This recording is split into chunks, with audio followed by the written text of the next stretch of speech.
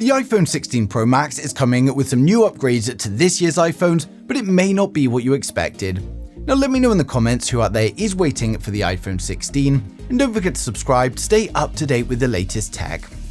So thanks to supply chain analysts and pre-production information obtained by Mac Rumors, we've already got plenty to share about the new iPhone 16 series, and most of it is good news.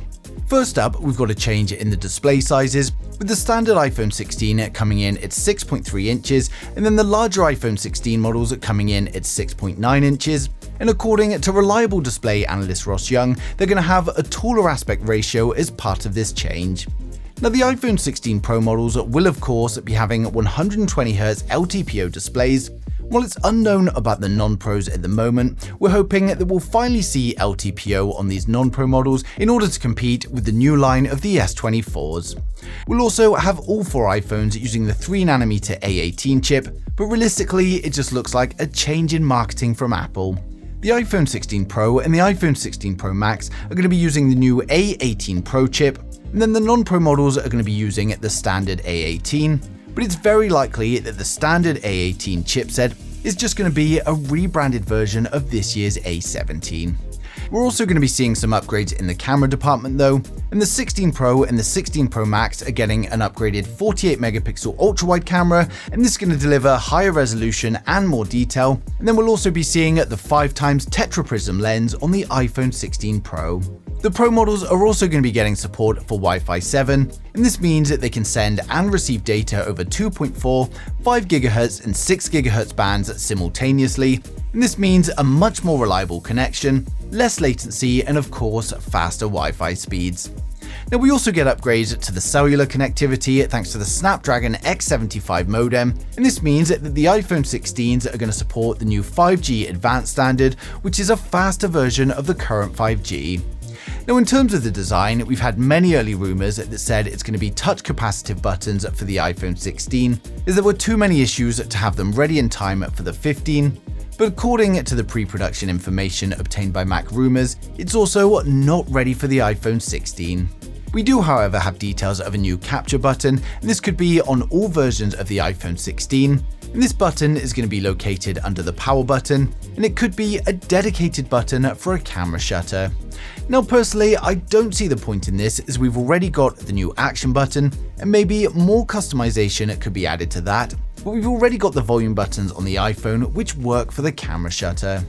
Next up, we've got a report that says this year's iPhone 15 production costs are much higher than its predecessor, thanks to increased component costs as well as many others.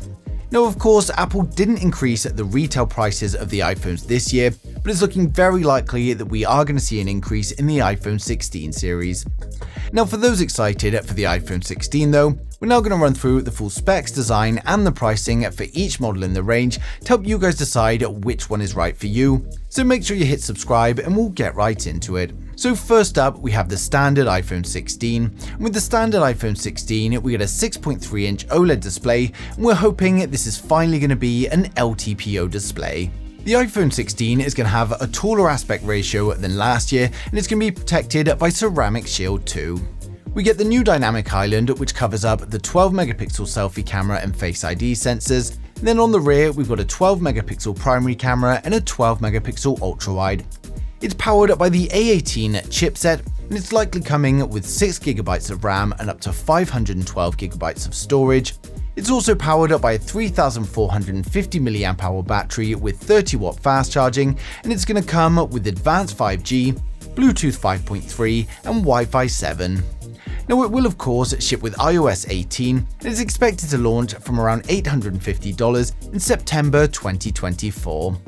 Now next up, we've got the iPhone 16 Plus. With the iPhone 16 Plus, we get a 6.9-inch OLED display, and again we're hoping this is going to be an LTPO display. It's got a taller aspect ratio than its predecessor and is protected by Ceramic Shield 2. We get the new Dynamic Island, which covers up the 12MP selfie cameras and Face ID sensors. Then on the rear, we've got a 12MP primary camera and a 12MP ultra-wide. It's powered by the A18 chipset, and it's likely going to come with a choice of 6GB of RAM and up to 512GB of storage. It's powered by a 4420mAh battery with 30W fast charging, and it comes with the advanced 5G, Bluetooth 5.3 and Wi-Fi 7. Now it of course ships with iOS 18 and is expected to launch from around $950 in September 24. Next up, we've got the iPhone 16 Pro. Now the iPhone 16 Pro has a 6.3-inch 120Hz LTPO OLED display. It's got a taller aspect ratio than its predecessor, and the Pro is protected by Ceramic Shield 3. We get the new Dynamic Island, which covers up the 12-megapixel selfie camera and Face ID sensors. Then on the rear, we get a 48-megapixel primary camera, a 48-megapixel ultra-wide camera, and then we've got a 12-megapixel tetraprism camera with 5x optical zoom.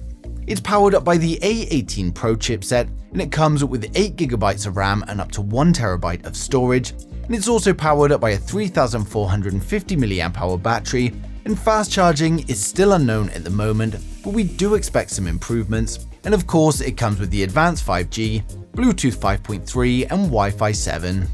It will of course ship with iOS 18 and is expected to launch from around $1,100 in September 2024. Now finally, we save the best to last, the iPhone 16 Pro Max. With the iPhone 16 Pro Max, we get a 6.9-inch 120Hz LTPO OLED display.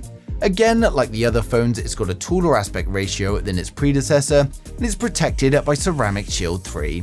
We get the Dynamic Island, which covers up the 12-megapixel selfie cameras and Face ID sensors. And then on the rear, we've got a 48-megapixel primary camera, a 48-megapixel ultra-wide, and a 12-megapixel tetraprism camera with 5x optical zoom.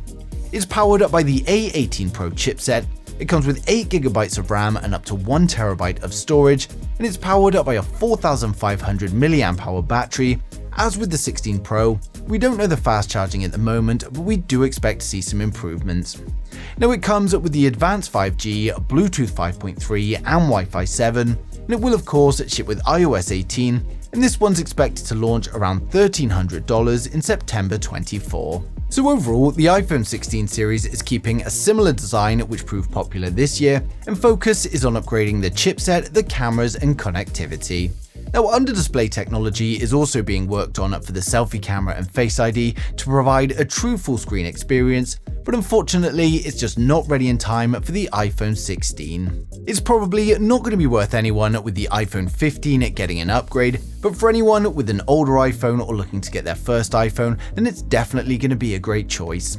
Now, of course, we're still quite far from launch at the moment, but we'll no doubt hear a lot more as time goes on. And as soon as anything else comes in, I'm going to be sharing it straight away, so make sure you subscribe so you don't miss a thing in the future.